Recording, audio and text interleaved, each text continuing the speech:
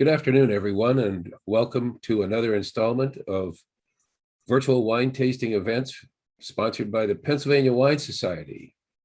And today we will be talking about Louis Jadot, 3 Chardonnays. And Joe Villa will be our presenter. Many of you are familiar with Joe. I'm Marty Cook, and I have a couple of commercial announcements here before we get into the revenue portion of the broadcast. As usual, please keep your microphones off and until the end when we'll have an open chat session. But feel free in the meantime to, at the bottom of your toolbar, you'll notice the chat feature. Use liberal use of that, and I'll try to inject your comments periodically for Joe to answer. And also, this program is being recorded, and your attendance signifies your approval that you understand that it's being recorded. And one other thing, 7 days from now, the Pennsylvania Wine Society is sponsoring an event to the east of the greater Harrisburg area. The event is at the Brennigsville tasting room location of Stony Run Winery. If you've not been there, or if you have, either way, they make some of the finest wines in Pennsylvania. I'd put them up with the top 5 wineries in Pennsylvania easily. And so don't miss out on an opportunity to join us. Grab a picnic lunch and a couple of friends and come on out. We'll be there in the afternoon on Sunday, next Sunday, from 2 to 5. And I think you'll be very pleased with the wines, one of which was the wine with which Stony Run took top honors in the Pennsylvania Wine Excellence Awards several years ago. It's a Cabernet Franc. It's absolutely delicious. And he's held back a supply of that wine so that we could both taste it and purchase it at a discount during the event. So please go to our website at www.pawinesociety.org and register to attend. I think you'll enjoy it. With that, Joe, you're all queued up and ready to go, right? Hey, good afternoon, everyone. Do I have sound, Marty? You have sound. Yeah, there. All right. They hear you, but you can't hear them clapping. You can't hear them, I know. Good afternoon, everyone. Yeah, today we're going to be talking about 3 Louis Jadot Chardonnays. Louis Jadot is a Burgundy negociant, producer, negociant, trader, if you will. We're going to get into talking about how important I think Louis Jadot is to the wines of Burgundy. We're going to be visiting France today. And the reason I show these is because, well, one, they're generally available on Pennsylvania shelves, meaning they make enough of this to stock our shelves, which also gives me an opportunity, I think, then to discuss the quality tiers, possibly of better understanding Burgundy. This is really the cheapest way of doing that. Burgundy is not cheap. They are not inexpensive. On this end of things, they can be. And in my opinion, they're really good representations of what I'll say typicity, what Chardonnay should look like. If everyone started here and then builds outward, I think you'd have a really good understanding of what Chardonnay in the rest of the world is really trying to look like. Just doesn't always work like that. So that being said, it's curtains for us, Marty. Would you like to tell everybody, just because I know this is a word I identify with you, would you like to tell everybody what typicity really is? Oh, I just like saying it because it kind of sounds naughty or something. I don't know. Typicity is really a unique word. Look it up. It's really referring to wine, and its typical nature, if you will, its natural characteristics of a wine, typicity. And again, it can be used, I think, applied across the board. But yeah, I think if you look it up, I think it's really identified specifically in wine terminology to refer to, like when I say Chardonnay, maybe the wines of Burgundy are typical or show really good typicity for Chardonnay. And again, so that we can, as I just said, to kind of build outward from that point. Would you find a definition? Typicity is a term in wine tasting to describe the degree to which a wine reflects its varietal origins and thus demonstrates the signature characteristics of the grape from which it was produced. Enough said? That's perfect, Joe. That's perfect. Yeah, typicity. I just love using it because I can just say it. It sounds so foo-foo-ish. All right, let's move on to the wines. Now we're talking about 3 Chardonnays from Burgundy today. Now, if everyone or anyone has purchased all 3, for reasons of discussion, we're going to be talking about the Chardonnay Bourgogne, then the Macon Village, and then the Pouilly-Fuisset. But in order of tasting, and I would encourage, if you don't have these wines open, get them open now, get them poured, and get them tasted, because I'm going to go through them right now as well. But our tasting order is going to be with the Macon first, and then the Chardonnay, and then the Pouilly-Fuisset. And the reasons, and we're going to kind of get into that, is more of how the wines are built for tasting. But when we're talking about, how they're labeled and where they come from, that's why the order you see there pictured, Chard, Macon, Pouilly-Fuisset, that'll be the order of discussion. And that's more for geography, so you can better understand what makes these wines. They're all Chardonnay, but kind of just getting a little bit more specific, if you will, as we taste. So real quick, I'm going to taste these real quick. And the first wine I'm tasting, like I said, for tasting, is the Macon Village. Now, I'm not going to go into the details. We're going to revisit these, but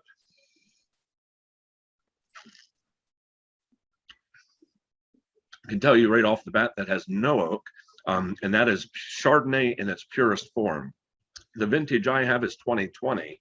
I don't know if you guys had 2019s out there. I couldn't find a data sheet, I don't think, on the 2020. Maybe this, I'm not sure if I had the 2020 data sheet on this one. Because again, this is very current. All they did was pretty much ferment this wine and very quickly get it bottled and out to market. The second wine, Chardonnay Bourgogne. Yeah, it's not Bourgogne, it is Bourgogne. And we'll talk a little bit more about that, as we refer to it as Burgundy here in a bit too. But again, for tasting, if you've already tasted the Macon Village, it has a lot of lemony acidity and what I'll call minerality, really bright in your face. That kind of should have like a piece of cheese or something to kind of cut that. And that would be a perfect candidate, I think, for goat cheese. I'm a fan of goat cheese. The second wine, the Chardonnay Bourgogne. Now I smell this, and it's not as coming across maybe as lemony.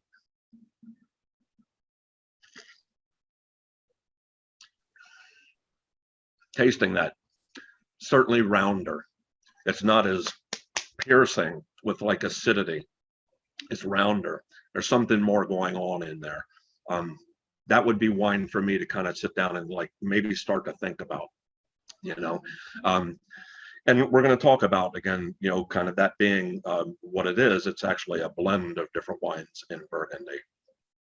Last wine, real quick, knock this out, is the Pouilly-Fuisset. I know we've heard this name butchered all over. I mean, since I've been around, I mean, anytime I've ever heard this word, I think I've heard it butchered. But you can call it whatever you want. But I've been taught to say Pouilly, no pronunciation of the L's, and Fuisset.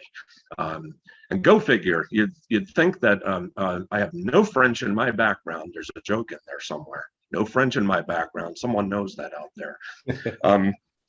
That. At least, I mean, and how I'm pronouncing these things actually is through just other people pronouncing them as well, and being in this field. But Pouilly-Fuisset, we're going to talk about this, is actually a more specific, are towns within the region of Macon. And we're going to look at the map then shortly. If you haven't done so, taste the Pouilly-Fuisset.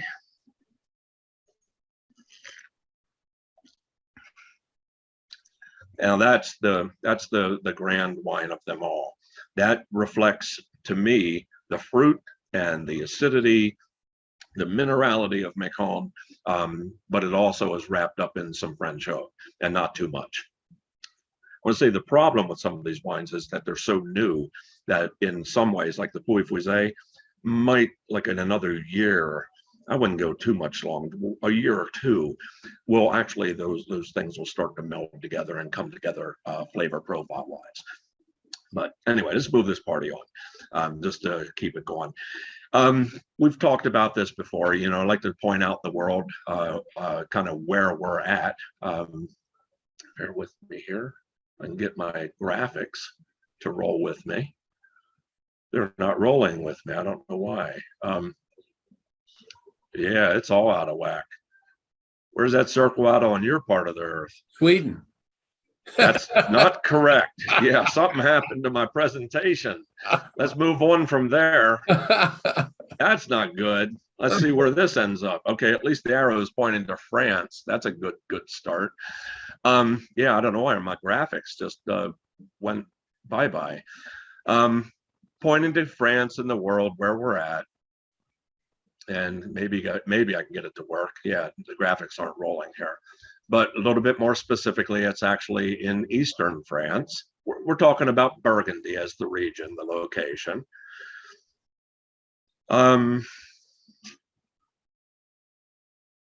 Eastern France. And it's, you know, Burgundy itself, now pointing it out, if you guys can see it, yeah, my graphics aren't working real well, so I hope they're okay on yours. You have a map in the two circles, correct? Correct. All right, good. The top circle, that's actually part of Burgundy, but that's a region, a sub-region called Chablis, and we're going to look at that here shortly. But just kind of ignore that. We're going to be in that other portion, the heart of Burgundy, if you will, and then in that southern portion.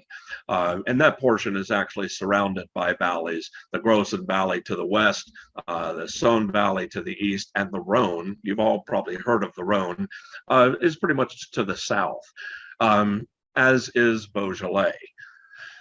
I want to get to, again, more of the geography of things, but just as I asked earlier, you know, is it Burgundy or Bourgogne? And I like to kind of just get this discussion out there, because you won't find, I'm pretty sure you're not going to find that word Burgundy on these bottles. It's all referred to as Bourgogne. We anglicize Bourgogne by just saying Burgundy. But you will, does that mean you won't find bottles of Burgundy out there on the shelf? And don't confuse it, because this has nothing to do with Burgundy. Often I've had people come in and say, now, if you know what the red grape of Burgundy is, it's Pinot Noir. And I've had people come in and say, yes, Carlo Rossi, that's Pinot Noir in that.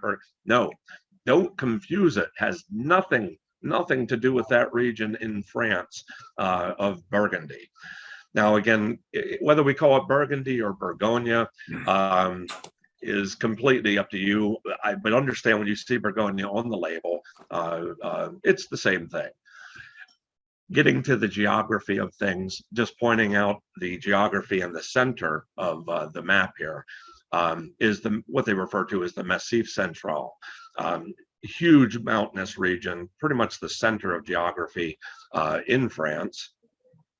Bear with me here. And I want you to see the relationship it is to Burgundy. Burgundy being that little red region. And again, the Massif Highland region consists of mountains and plateaus.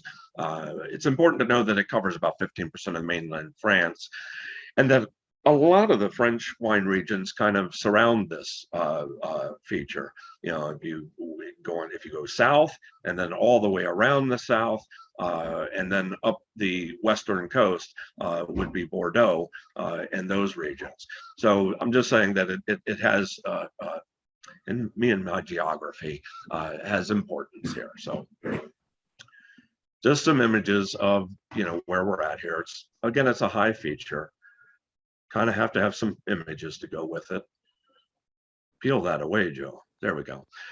One of the things I want to emphasize or talk about today, or hopefully get you to better understand with, again, these wines we have out here today, or we're talking about, are really as basic and entry level as Burgundy can get. They will get way more specific. It's specific in the way of vineyard size and way more expensive in price. Again, this kind of gives us an opportunity to taste three different styles, if you will, to give an idea of what you might be paying for. You know, Marty and I were discussing, and he says he has a $100 white Burgundy from Jadot on a shelf. I don't know what the appellation is, but you know, back to it depends on the size and all that, because some of these vineyards are very small. But real quick, what I'd like you to look at is, and I throw this out there because I want you to kind of look at the top piece is just the triangle. I think I have this. Do I have this highlighted? Yeah, there we go. Just that triangle, and not even the right side, because when we're looking at the right side of that triangle, it says 32 Grand Crus, 645 Premier Grand Crus, 44 villages, 23 regional. Where we're tasting today, they have no Premier Crus or Grand Crus in this area, to give you an idea. The rest of Burgundy covers those really fine vineyards. We are tasting one village today. Of course, that's Puy-Puisé. And then the other two wines, the Chardonnay Bourgogne and the Macon Village, are regional wines. So if you understand that pyramid and how it breaks down, these are the voluminous end of Burgundy. But then that's why they are priced the way they are. Because again, when you're out there in Burgundy land, some of these prices can be, I mean, they're pretty salty. And I've been privileged to taste some of these wines, but not always can I taste that value, because sometimes it just simply boils down to 5 acres of land. It might not have really a lot to do with absolute quality, just simply they don't make a whole lot of it. So Burgundy or Bourgogne, as I said, there are 5 wine producing regions. And if I did include some PDF maps out there. I love these maps, kind of breaks it down. Chablis up in the north, that would be a whole other really great seminar or discussion to talk about Burgundy. Moving down, and I'm looking at the map on the right, where it goes from the yellow at the top is Chablis, and then the Burgundy color, Côte de Nuit, Côte de Beaune, Côte Chardonnay, and then down in the south is the Mâconnais. And Mâconnais is where we're going to be today. You've heard of Beaujolais. Beaujolais, we're going to be tasting that in the fall here with Nouveau. But Beaujolais is just due south. If I had to connect another piece of the map, it literally borders right up against the Mâconnais. In many ways, we're going to talk about soils overlap between Beaujolais and southern Mâconnais. If you have the opportunity, when I send these maps out or check out online, because I think they're great things to look at to better understand, especially when we're buying wine, to maybe understand where the wines are coming from. Louis Jadot, who we're tasting today, or the winery we're tasting today, kind of breaks Chablis or breaks Burgundy down into 3 broad styles, from Chablis to the north, from being a pale gold, and I would say more on that lean, more mineral side of things. I love Chablis, and again, that's a whole other topic. The Côte de Beaune, kind of in the center of things. This is where your small vineyards come from. More, I'm going to say, ageable wines, more intense gold colors, creamy oaky notes. And where we're at down today is in Chardonnay, and more importantly, the Mâconnais, hence the yellow, fresh fruit, nuts. And again, when we get to the Puy-Puisé, you're going to see the barrel-aged wines can, develop those hints of honey and vanilla. It may be a little bit more ageable. Let me get a sip of water, excuse me. Yeah. You'd think I talk too much. All right. All right, the grapes down in the Mâconnais. We can keep it simple here, guys. We've been talking about Chardonnay, right? But don't close your eyes to everything here, because there are other grape varieties here in Burgundy. Another one I want to mention is Aligoté. It's kind of fading away. Very few people are using it. As a matter of fact, depending on where you're at or what appellation, it's not allowed. It's forbidden. but you still can find, aligote. It's grown, and I believe some of these producers might even make it in 100% form. They just can't label it as an appellation. It would be just a broad, general, generic, like white Burgundy of sorts, and probably labeled just aligote. Um, Wines here in the Maconnais known for more of the fruitiness, and again, more of that approachability. Don't really seriously age these wines. From the Macon Village, I have the 2020 vintage. It's 2020 vintage because it has no oak. It's stainless steel. Drink them up, next 2 to 3 years and move on to the next. The Chardonnay Bourgogne, same thing. I don't know that I would keep it, probably 2 to 3 years. Pouilly Fuisé, maybe 3 to 5. And that's only because it has the oak and probably should kind of come around, if you will. But don't go too long on those wines because they're really not designed for that long haul. Look at some of the other regions for that. So anyway, distinctive aromas: hawthorn, acacia blossom, reds down here. If you find any reds from the Maconnais, as I said, it's just due north of Beaujolais on a map. But they grow Pinot Noir and Gamay. Gamay, that same grape they grow in Beaujolais. These are really light, tannic. Maybe put a little chill on it, that bright, refreshing, acidic Gamay. But even the Pinot Noir is going to be on that lighter side. So if you were to see wines from a red wine from Macon, you will not see Macon Village. Macon Village is an appellation dedicated just to the wine we're having today, Chardonnay, white wine only. So if you see a red wine, it would have to be just Macon, or it would have to come from a specific village, but none of this in between. Grapes growing there. If you see the percentages, Chardonnay obviously is going to rank and bring it down here. Chardonnay and Pinot are going to be your primaries. Down at the bottom, you see there are some other grapes grown here. I mentioned, aligote there, but I don't know, in Burgundy there is also Pinot Gris grown. I don't want to burst anyone's bubble, but there are other grapes in Burgundy. I like that too. Wow, you mean it's more than just Chardonnay? Absolutely. Yeah, it's cool stuff. The climate here in the Maconnais. As I said, we're down here in the southern part of Burgundy, and just due south of the Maconnais is Beaujolais, and due south of Beaujolais is the Rhone Valley. So I want you to think of that climate, Mediterranean climate, pretty much coming up from the south. And the further south you are in Burgundy, the warmer your climate's going to be. So you're going to have more of a Mediterranean influence here in the Macon, hence providing a little bit riper fruit and maybe less of that, pronounced acidity. Not that you get that any less in the Macon Village, because again, that's to me just bright and lively. Sunshine is abundant. We can get our grapes ripe. Temps warm during the growing season, again, ensuring riper grapes.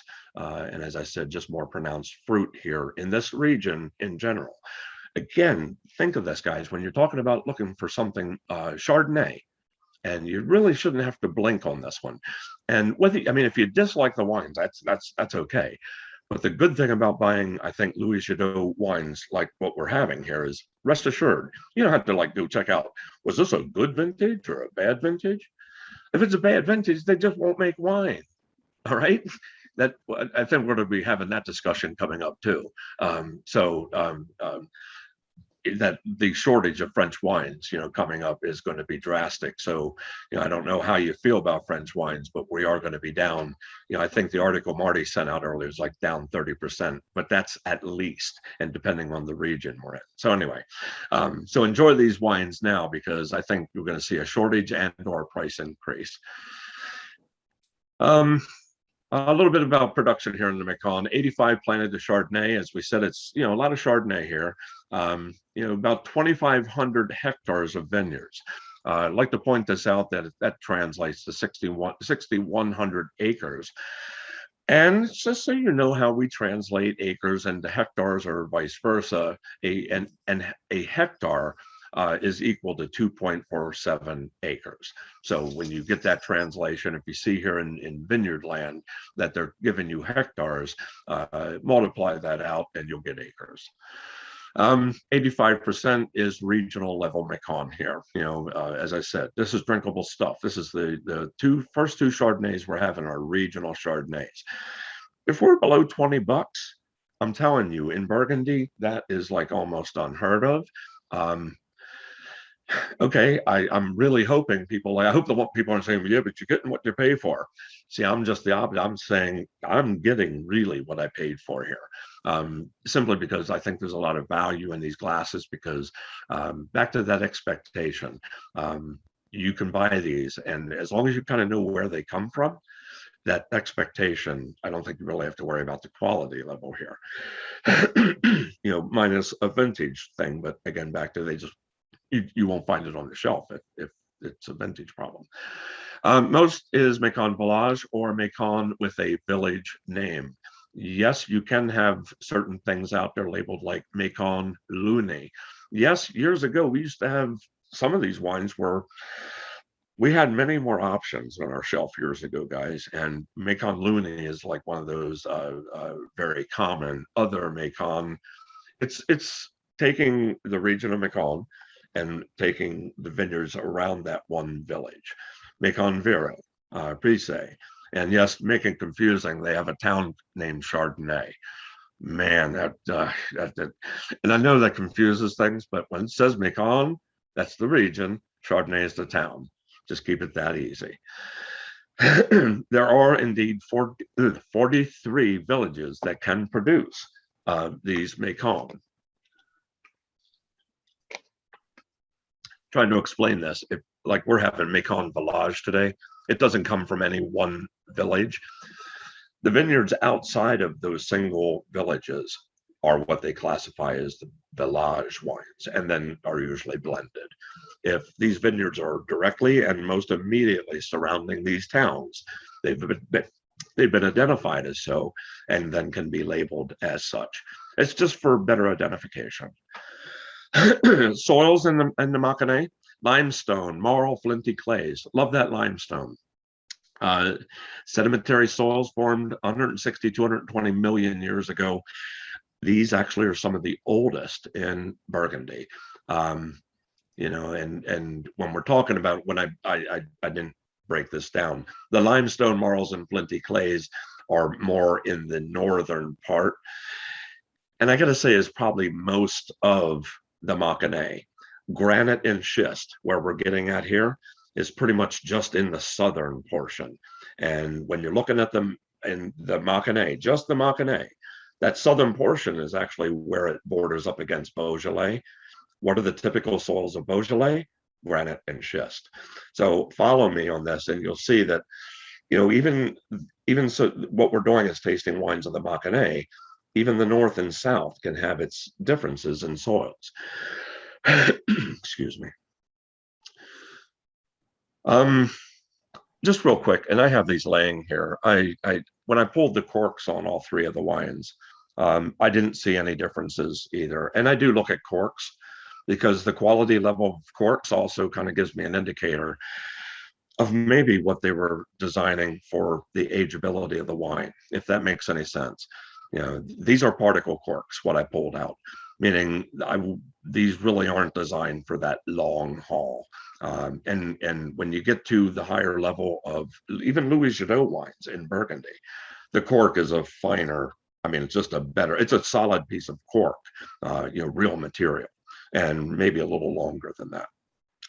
I'm just saying these also indicate these wines really weren't designed they're designed to enjoy, If they're a little harsh, like I said at the moment, give them maybe a year or two, depending on the wine here, and see if they don't come together just a little bit better. I talk about my bullseyes, and you're talking about where these wines come from. But if we just take the one wine, the last wine, the Puy Puisé, we know it comes from the country of France. That's going to be outside of the bullseye. Where at in France? Well, it comes from the region of Burgundy or Bourgogne. Well, within Bourgogne, they have 5 different distinct regions, but this comes from the Mâconnais in the southern part of Burgundy. Well, in the Mâconnais, you have different things broken down. Hopefully, you guys, again, look at these PDFs I send out, because you'll see that the Macon Village or the Macon villages with the name, and kind of follow what we're tasting here today too, guys. And then the last one, the wine coming from the specific village of Puy Puisé being in the center.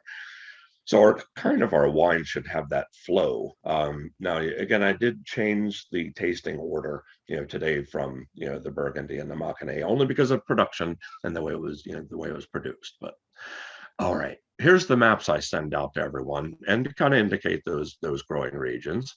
And just to back it up, the colors here indicate where we're at. We have no red down here in the Maconnais. As I said, the Grand Cru vineyards are all going to be up in the Côte de Beaune, Côte de Nuit, up there in the northern part. We're having, down here at best, your village wines are going to be the yellow, and you see how it's getting tinier, and then your regional AOCs, and we're down there in the south around that town of Macon. This is just breaking down the map, and we're in the south down here around Macon. And all those green areas are pretty much the Macon village areas. The yellows are going to be the vineyards broken up more specifically to those towns, to the village wines. Principal communes here, or towns. And again, within those yellows, Pouilly-Fuisé, it's what we're having. Pouilly-Vinzel, Pouilly-Locqué, Viray-Clessé. I had these circled, and Saint Veran. My circles didn't come up, guys. I got to go back. My images didn't come up, but I wanted you to see, like, Viray-Clessé. Look just north of Macon, if you can see on my map there, and you see the town of Viray and then the town of Clessé, and it's the yellow in between. So they're doing the same thing like with Pouilly-Fuisé. If you look at the map, there's Pouilly, and then there's Fuisé, and it's those vineyards in between. Pouilly-Vinzel, same thing. There's Pouilly, and then Vinzel, and it's those vineyards in between. So it's designating a very specific tight area. I don't have all that I can show you here on my map. Oh, it's curtains again, Marty. It's curtains. We'll show a little bit more specifically, but let's roll through some of the Jadot. We got to do this. Got to give the guy credit. Who is Louis Jadot? 1859, Maison Louis Jadot was founded by Louis Henri Denis Jadot. 1794, family arrived in Beaune from Belgium. They actually had grape growing in their history when they moved. So when they moved, they actually started buying and purchasing vineyards in Burgundy. And, if you're going to buy, you're going to buy the very best. And they had those opportunities back then to buy the Premier, or the Grand Cru vineyards. And I stress this is a whole other subject. I don't want to get too deep into it. But guys, some of these vineyards and getting into the story of how those vineyards are today, some can be like only a couple acres in size and maybe even smaller. So I'm talking very small plots. Grape growing was part of his heritage, gains experience then in the cellars and the vineyards with the study of viticulture. I put this up here, one of the most venerable, trusted, revered houses in Burgundy. Why I say that, we have a couple brands, if you will, on our shelves. There's Louis Latour, also reputable, but also Louis Jadot. And when you see these labels, be more curious about where they come from, because that will give you a lot more of the story, the vineyard size and so forth. Again, consistent quality, and I believe that, and why we lean maybe to their Nouveau Beaujolais every year. Of course, there's a whole lot of tradition here, and then new technology, because they're not afraid to use stainless steel. Focus on expression of each wine's terroir. Well, I'm hoping, just like in the simplest, I'm telling you guys, this is what we're tasting here. If you have all three of these wines, this is in the simplest forms. And if you can taste differences in these three, just imagine where those upper level wines will take you. Light as possible hand in winemaking. They don't use a lot of new oak. They like that used, neutral expression of the vineyard. And again, it's producing that essence of Burgundy, so you can get more of a flavor of the vineyard and where they come from. The house now owns 528 acres of vineyards. 280 acres are up there at the Côte d'Or. That's up in the north, the most prestigious plots. If they do purchase grapes, and there are quite a few, like I think the wine, well, all the wines we're having here today are from purchased. They buy the grapes from somebody, but they are using the best producers. We're going to talk about that. They use this replete method where they'll use higher appellations to incorporate into the appellation below. And the example would be Beaujolais Nouveau, using the cru Beaujolais or the village or the single village wines to roll down into the village. Here, the case would be they would take some Puy-Puisé and maybe roll it down into the Chardonnay Bourgogne.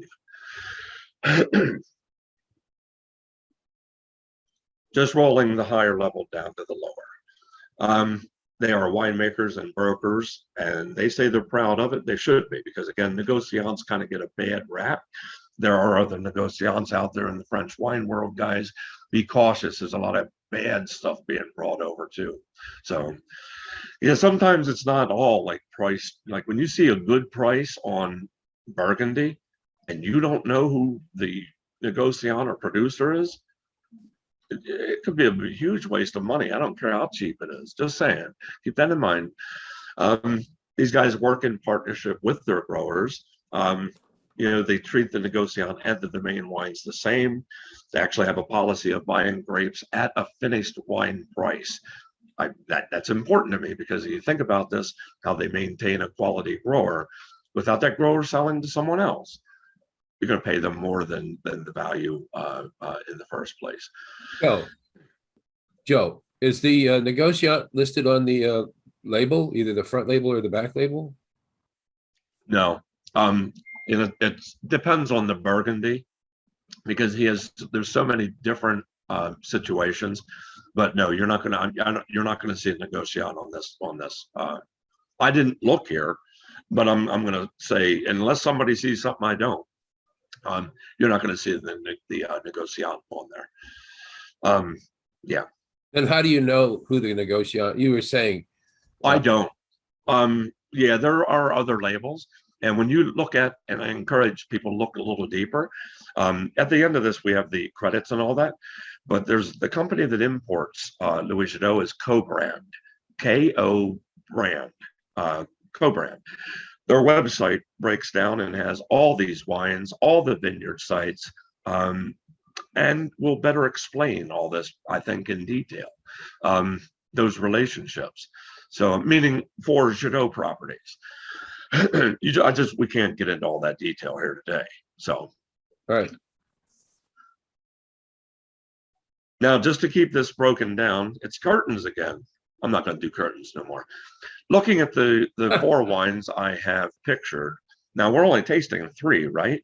But some of these labels can be confusing. Now, the Macon Village at the top, that's easy. Puy-Puisé, we know we have that.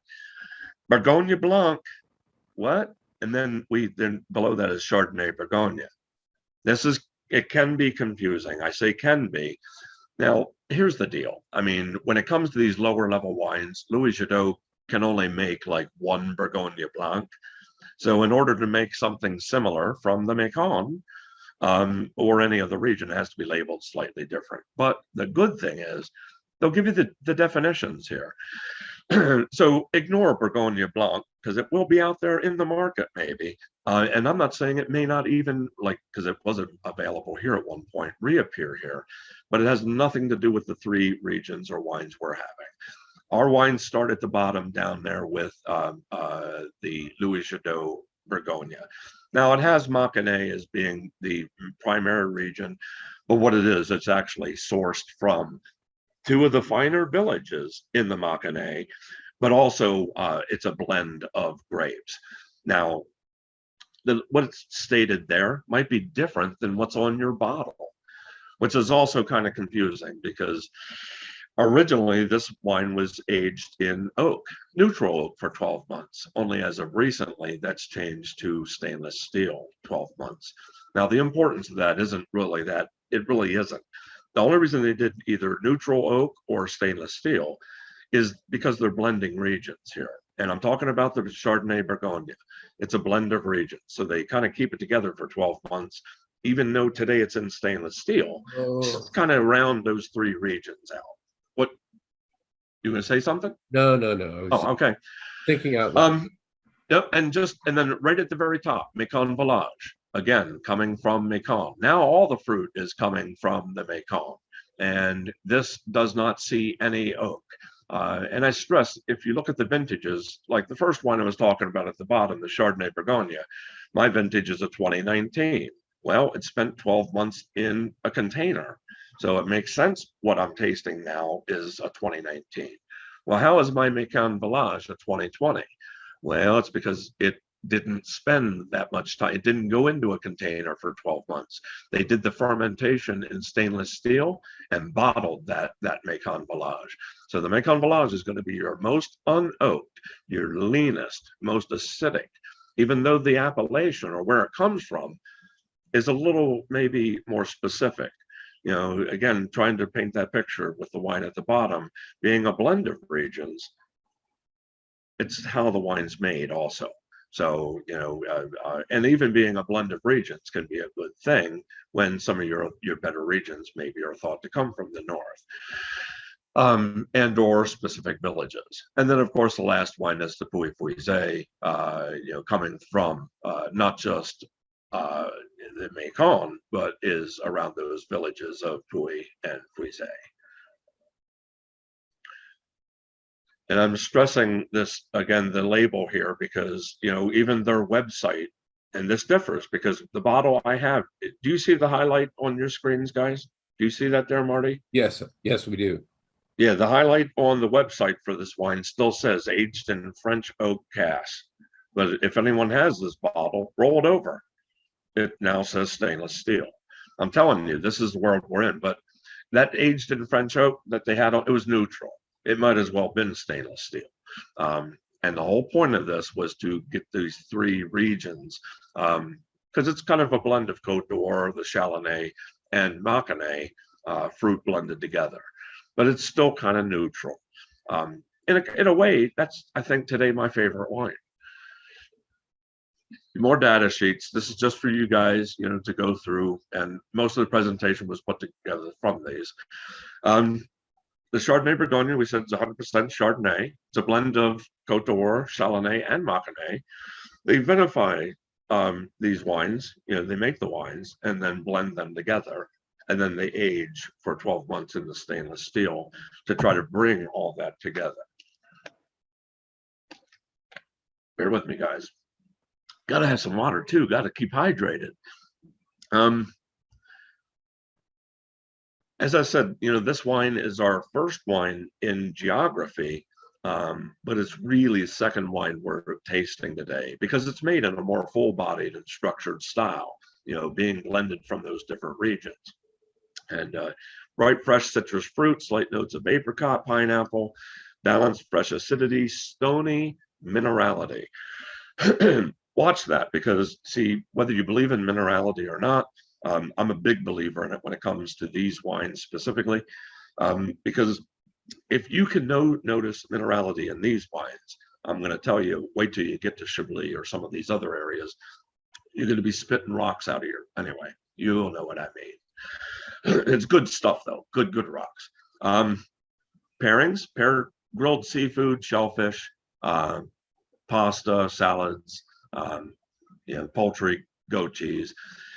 Simple, lighter, white, you know, white foods, if you will, you know, lighter, I could say white wine pairing foods. They had it here as one of the perfect pairings for this wine is seared scallops. When you sear the scallops, of course, enhances the sweetness. And, you know, when we're talking this wine, because I think it is just like really typical Chardonnay, it's not as acidic as the other one. I think would be a good match with the scallops. Now, as I said, moving on here, the Mekong Village, I'm going to taste this again. In order of discussion is the second wine, but in order of tasting really is the first wine. And to me, it's just I'm smelling almost mineral. I would guess it to be a wine with minerality when I'm smelling this really off the charts, like lemony. I don't know. To me, maybe because I've tasted these so many times, but I'm expecting it to be there.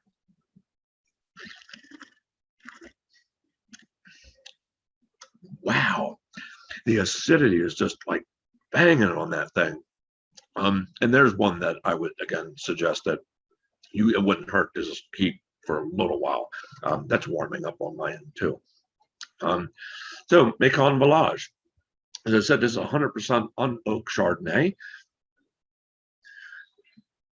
produced in the Mâconnais region, where the other wine, as I said, was a blend of 3 of those other regions. This is all Mâconnais here. And as I said, if you see Macon Village, this is the wine, the premier wine. Pretty much 85% of this region is Macon Village.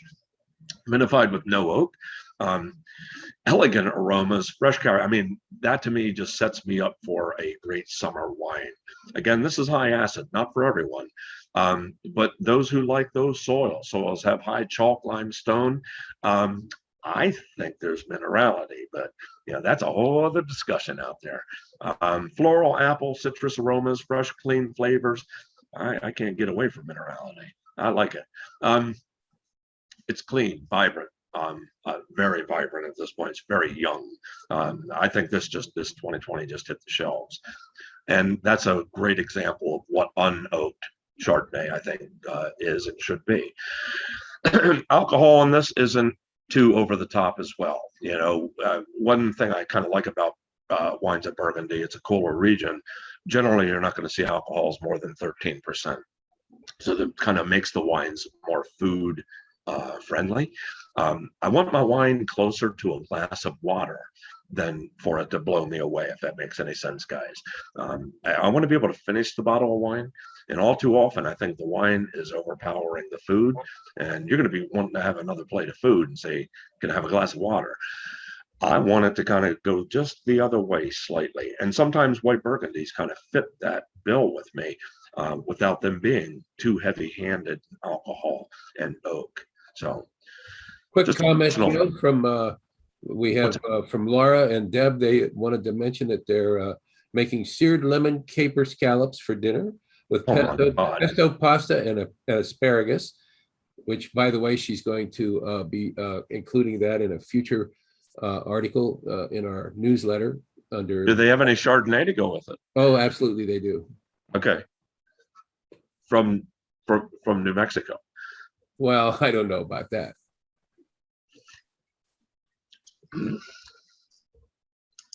All right. We're talking about this, second wine, as I said, because it's on the lighter side, has no oak. This is one of those get it cold, drink it up. It is a perfect aperitif.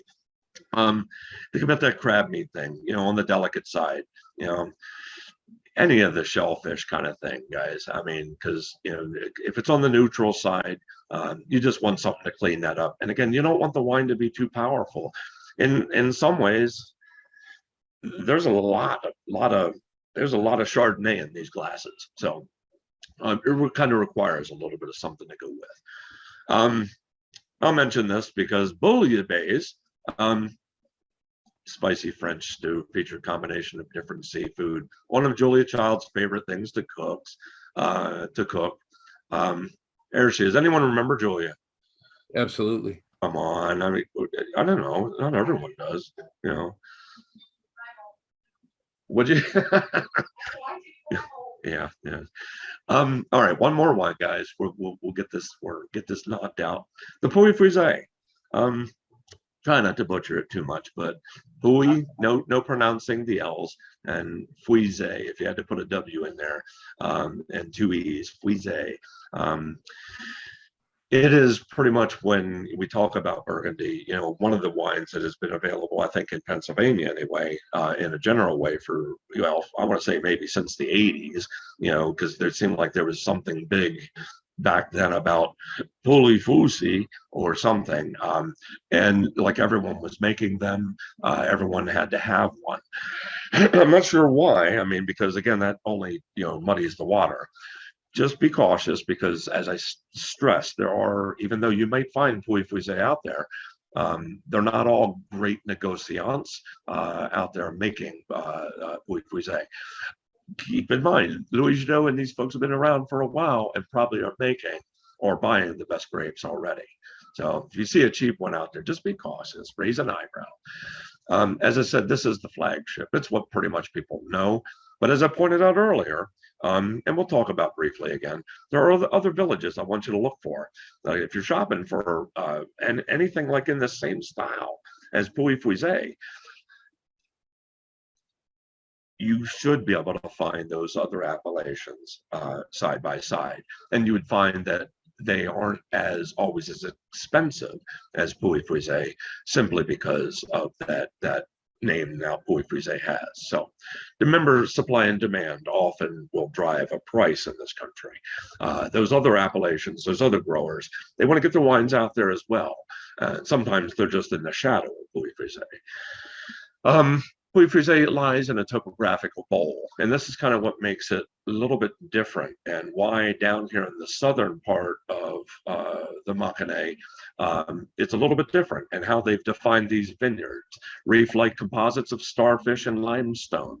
And that's important because, outside of these areas are not going to be quite the same, and will it have that same mineral, and I say there's a flavor with this because other regions of Burgundy, Chablis, also have those old marine deposits that reflect or are imparted in the flavor of the wines.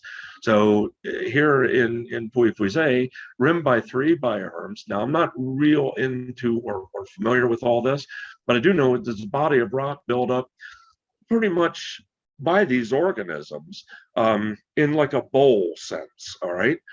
Now, I'm not going to butcher their names, but these are the 3 rocks. And we're going to look at the map here shortly as well. Because again, it's all about the geography and what separates Pouilly-Fuisset separate from a Macon village. If any of you guys have this book out there, it's one that I kind of rely on, and this will drill those 3 months that I was just pointing to right down. The Hugh Johnson Atlas. But do my graphics come up? Yeah, they did. Good. Yeah. There are the towns of Pouilly and Fuisset, right, in circles. And then, of course, off to the right, you have the other, what I call the other Pouillys in the shadow of Pouilly-Fuisset, to keep in mind. But here, going to the next map, we'll show the 3 months. Now, in the center of the map, down on the bottom, you'll see the towns of Pouilly and Fuisset, or Pouilly-Fuisset. But those 3 months being in the shadow of that, are where the soils are going to be reflected or coming from. So now, that being said, we could get into and dig this deep, but in 10 minutes, can't do that, guys. You do have maps here, and I tried to include those if you want to dig this any deeper, because as you'll see, Pouilly-Fuisset then has single vineyards. Although they're not designated like in the French AOC system as being, I don't know, any higher in the hierarchy, if you will. But if you can still identify a single vineyard within Pouilly-Fuisset and within that a certain style, what they're doing is probably trying to build on this system. Is down the road, these vineyards will be higher. There will probably be a higher classification, but just keep in mind, you can find single vineyard wines from Pouilly-Fuisset. And it simply breaks all that down for you, and the single areas. Chardonnay is your grape. We know it's a famous wine. It's the one everyone has heard of. But as I tried to quickly point out, the other Pouillys and the other areas that I pointed out in yellow earlier, there are a few there and would be cheaper.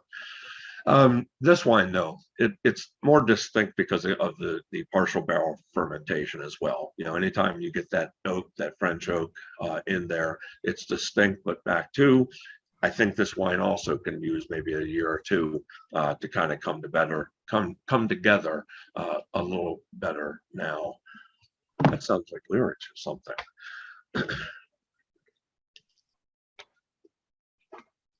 I'm going to see Ringo Starr.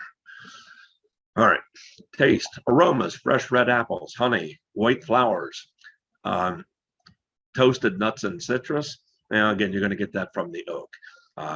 One of the purest expressions of typical Burgundy.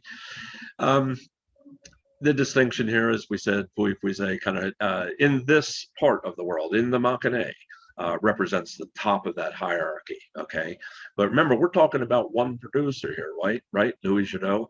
And I say one producer, a negotiant. He goes out and he buys the company buys this fruit and makes the wine, from growers. But what I want to point out and just quickly point out, and these wines have been available on Pennsylvania shelves. I know within the last year, they had been reduced like drastically, like 40%, which is like what you want to see, especially if you're out there collecting wines like Pouilly-Fuisset. And what I just mentioned to you is Louis Jadot. Well, if you see the wine labeled on the left, Domaine Ferret, it is actually owned by Louis Jadot and is one of the most reputable Pouilly-Fuisset producers. They grow their own fruit. It's an estate wine that is made right there in Pouilly-Fuisset. Louis Jadot owns them. So if you find this wine, again, back to the Jadot theory of things, of do they roll any of this fruit from Ferret then into the Louis Jadot? But keep in mind, if you can see these wines out there, even when they're reduced on a Pennsylvania shelf, they're probably very good because these are ageable. And not to mention then the Chateau Fuisset should kind of give it away. It's like the center, the bullseye, but these haven't really been given official cru designation, if you will, from the French. So they can be labeled as maybe coming from a vineyard or in their own sense kind of raise their status, but in French law they're not there yet. But again, if you're looking for these wines, these are the labels.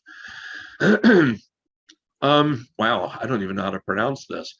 Salade Niçoise originated in the French city of Nice, and this is one of those typical, like what do I call them? You go out and get one of those salads.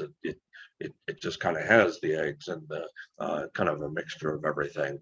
I don't do anchovies, but tuna would work. We put this out there a while ago, but all the tomatoes just wonderful this year. Just keep in mind, we put this out. This is from Louis Jadot, and they recommend the Pouilly-Fuisset. Just some simple maters, and your oil, garlic, balsamic, some bacon. Oh, okay, all right. I got stuck there. Everything works right with bacon, but it's like butter. What doesn't work with butter, right? So think of that also when you're thinking of the Pouilly-Fuisset fish, anything pretty much cooked in butter, sole meunier, roasted salmon, shellfish, roast chicken, just that buttery thing, cream. The Pouilly-Fuisset, I don't know how you feel about the review thing. I think we're going to be probably talking about reviews maybe coming down the road. I hope so. But I like to throw it out because it's kind of cool to see, even, when you're tasting a wine, hey, it just kind of reinforces the purchase, if nothing else. But, when you see the 90 points. But the thing is to read the text. This is a fresh and elegant offering, apple, lemon, stone, vanilla, butterscotch, charming and ready to enjoy, shows fine balance and length. That's the Pouilly-Fuisset. Same wine we're having here today, right? Yeah. Well, I have the 2019. So here's a 92 points, golden color. Now, I don't know golden, I don't know golden. Fresh nose, smooth, juicy, mellow texture, good depth, bright acidity, ripe, racy, refined. Some terms there might be contradictory, but encapsulates what Chardonnay is supposed to taste like. Typicity. Oh my gosh. Yeah, man. So we kind of have to then give your resources. Please, guys, if you get an opportunity, check out Louis Jadot's website. More importantly, the Co-Brand website. Co-Brand has all the maps, everything to support what Louis Jadot is all about and the wines that they're bringing in. So that being said, hope you like the wines, guys. Time for the wrap. I hope there was enough definition between them for you, because I always like to show this in my basic wine class for the LCB for that reason. So that when people get out there and say, well, here's differences, like depending on what you're doing and depending on your price tag.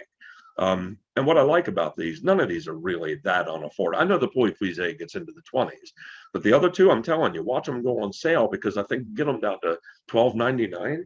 So that's a steal to me. So, all right, go ahead. Sorry, Marty.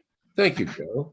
Well, so we've reached the end, and we can take down the slides and open up the chat. But quickly, I want to mention that again, this was a production sponsored by the Pennsylvania Wine Society, and we check out our website at pawinesociety.org. You can find information about membership options. And you can sign up for our newsletter. Last newsletter was chock full of tremendous information about all kinds of things. So without, so I don't want to spoil your enjoyment in reading it. Just urge you to go ahead and jump in and read. And we did have a couple comments along the way. And by the way, the ladies down in New Mexico were having the Louis Jadot Pouilly Frisé. Very good. Lynn said they couldn't wait for dinner. So the four of them are pairing 3 cheeses, salmon cakes, lobster risotto, and sirloin minis with mushroom spread and artisanal ketchup. Holy cats. I'm in the wrong place. We are having, and Denise says, we are having a nice crab dip, chicken livers, tomato vinaigrette, lamb meatballs, and shrimp. For goodness sake. That's pretty good. The lamb isn't going to do it. No, lamb And It's a little strong. And, never gonna match with this one. and then we have a couple of thank yous here and well done's, and thanks to you, Joe. And so anybody like to chat with Joe? He's sitting there guzzling his wine, waiting for you to open up. Yeah, let me just say something real quick, guys. Again, I don't want to just keep harping on this, but I hope you get a basic understanding of what I was trying to get across here in like 50 minutes. It's kind of hard, to better understand Burgundy, but it really isn't. If you kind of wrap your head around, that bullseye theory in drilling it down. And these are pretty basic, broad regional Chardonnays. Just keep in mind, don't close the door. If you don't like these, keep in mind, it kind of gets a little bit more refined as you dig deeper. So this is just cheap Joe wine. These are things I like. So. Hey, Joe, this is Lauren W. in New Mexico. Great presentation as always. Really one of my favorites.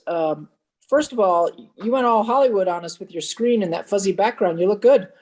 We watched CBS well, I didn't want you morning. looking at like all my books and stuff like. Okay, yeah. Well, Anyway. you're really getting fancy there with your technology. Yeah. Hey, the question. I just found it. No, it looks good. And then the question that I have is like, how did you pick to do this presentation on so white Burgundy, but Louis Jadot? How did you pick? Why Louis Jadot? Just because of the consistency? No. Yeah, no, it's a great question. Purely Pennsylvania availability. These are 3 wines. I used to teach for the liquor board, and these were 3 wines that you can find all the time on our shelves. And for me to teach Burgundy in an affordable way, it made it easy because they're available. And it also, I think, gives a lot of our clerks that basic tool to maybe tell the difference in these wines when people come in and say, what do you recommend? What Chardonnay do you recommend?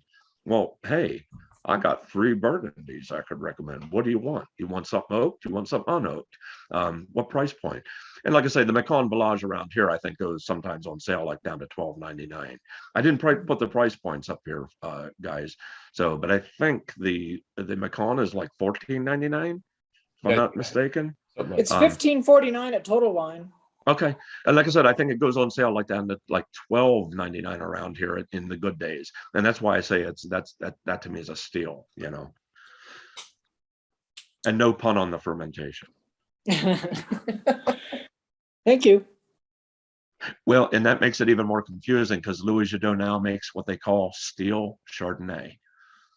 So yeah, more Burgundian, simple, inexpensive, unoaked Chardonnay out there, but.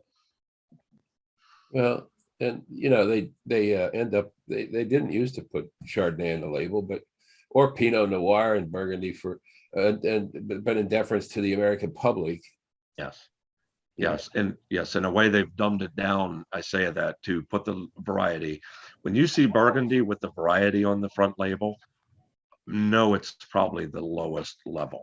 That's why producer or like the Louis Jadot thing is real important on this level because there's a lot of inexpensive bad stuff, even coming from the same region, can just be just a yucky bottle of wine. It could be hit and miss. So, but I like Jadot. Anyone else?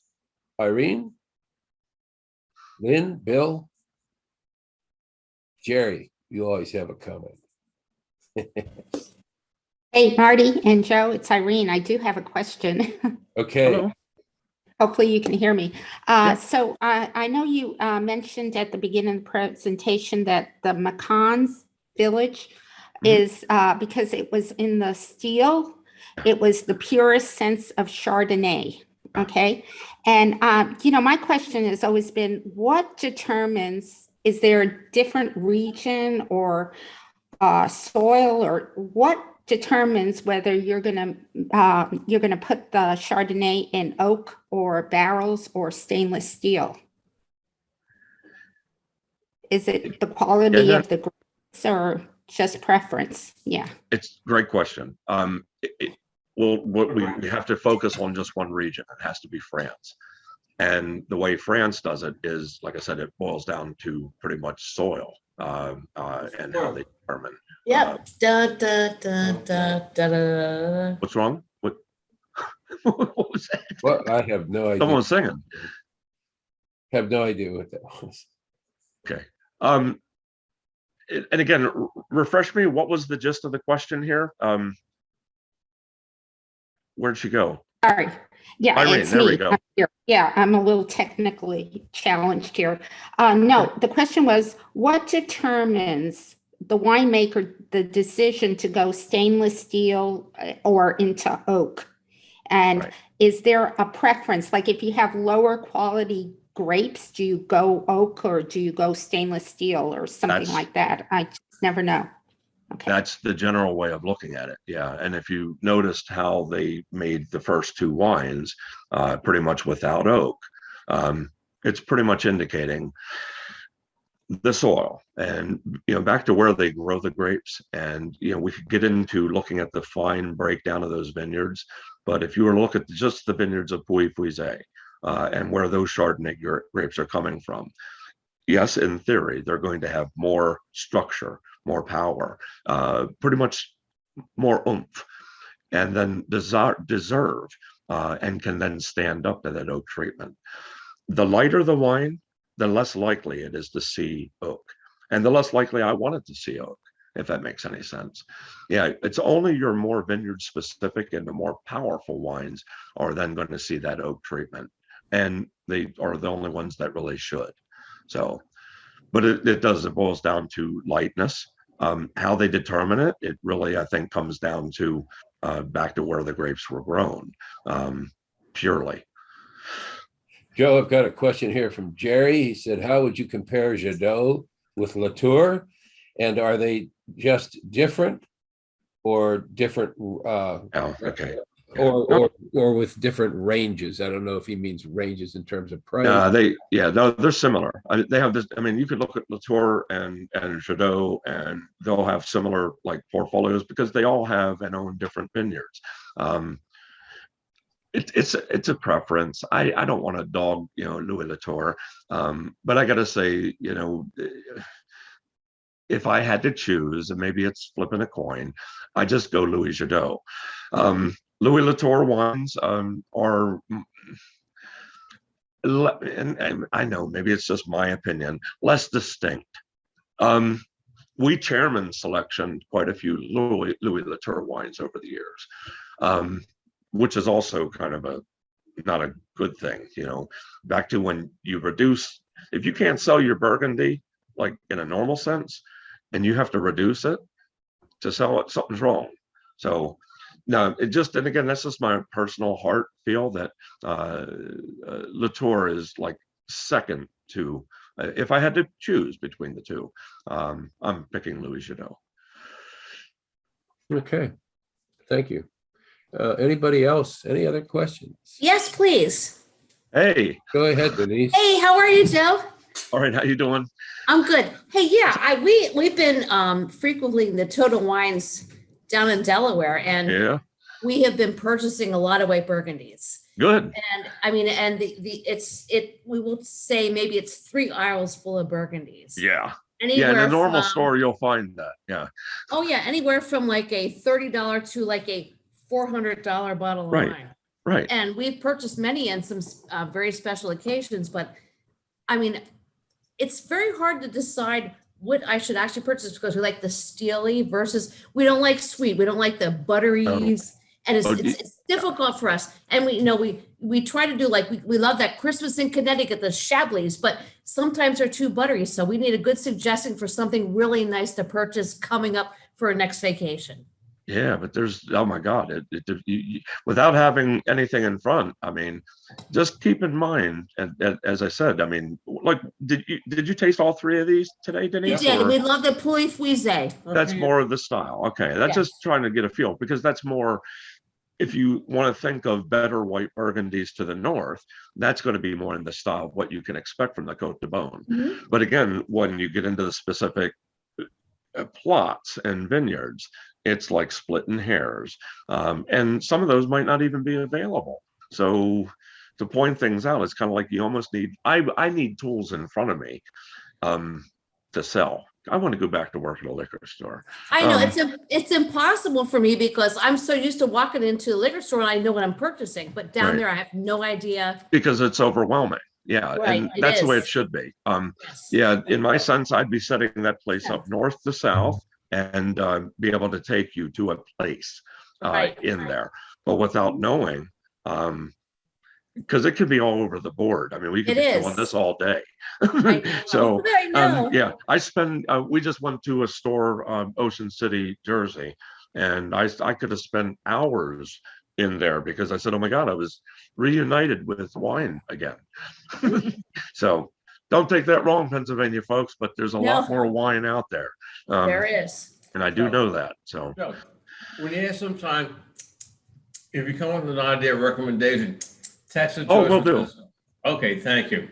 no, I'll Thank keep you in mind, you. Mike. Thank you. One last Bye. word, Oh. produce. okay? Produce. Yeah, We yeah, have produce. I understand. Thanks. Okay. Bye.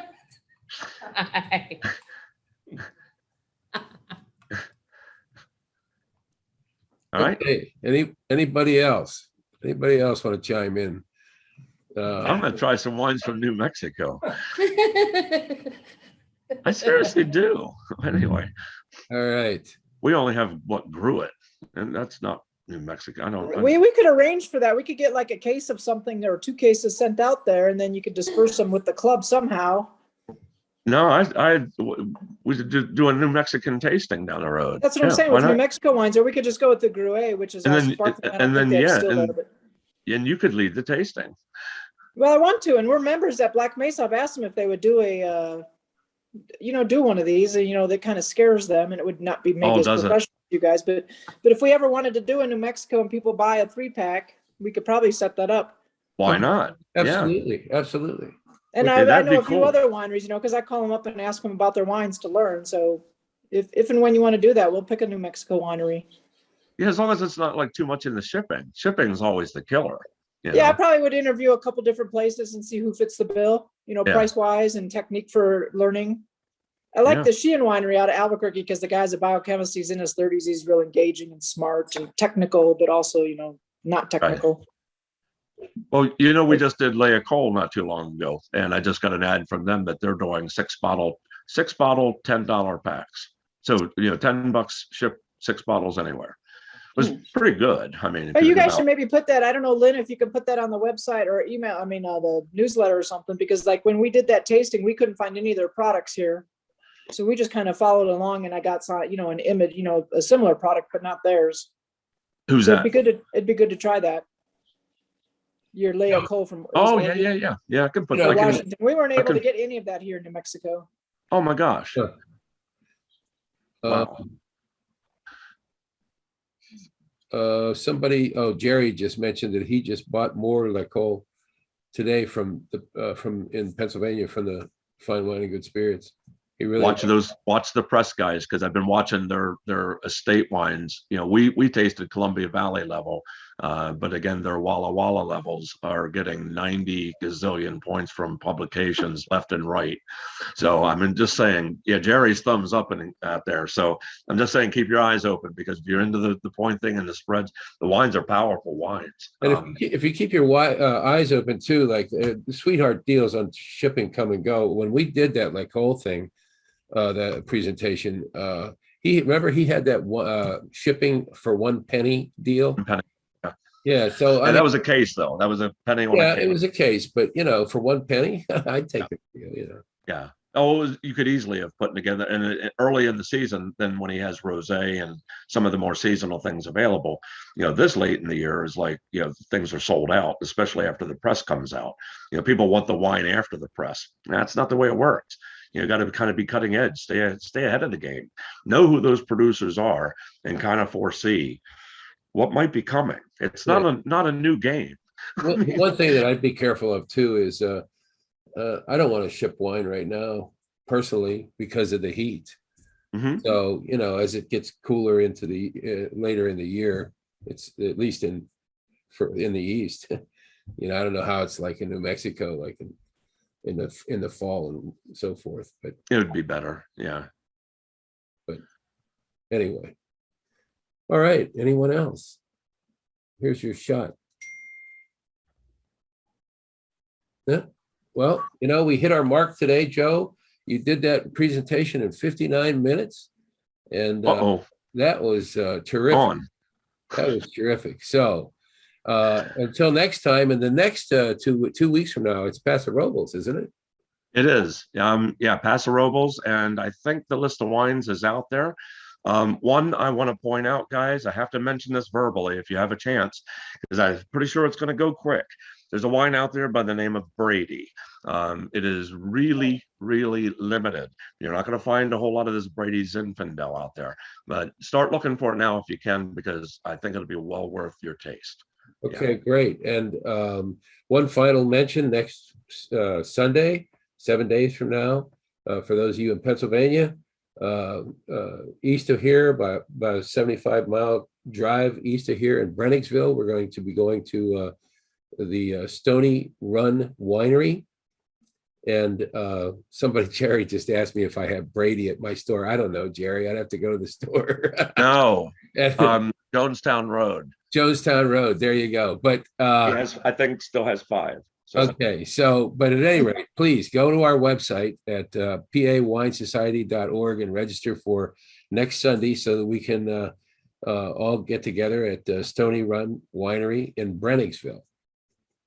And with that, I'm going to bid everybody adieu, because I'm sure everybody wants to go out and enjoy this weather.